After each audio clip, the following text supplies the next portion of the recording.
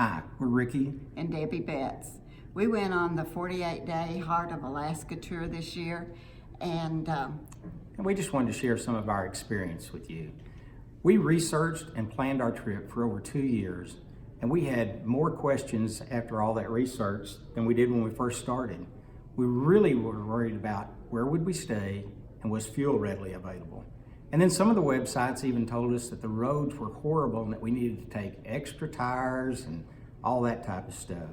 So about that time, Debbie finds an advertisement for a fantasy RV tour, and we decided to check them out.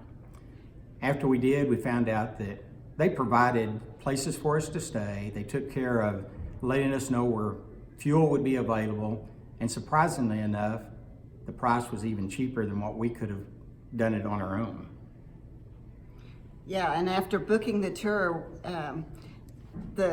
the trip became a lot less stressful and a lot more manageable for us because we only had to get to the rally point and then home again after the tour was over.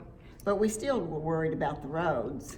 Well, that's true because of all the things we had read, but we actually found that the roads were better, much better in Alaska than what we thought they would be.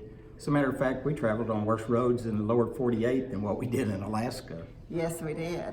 We also spent our 47th wedding anniversary in Alaska. It was great to spend the day with all of our new friends. Yeah, those are friends that we've made for a lifetime, and when we think about those friends and spectacular views, I'm ready to go back. Are you? I certainly am, anytime. Thank you, Fantasy.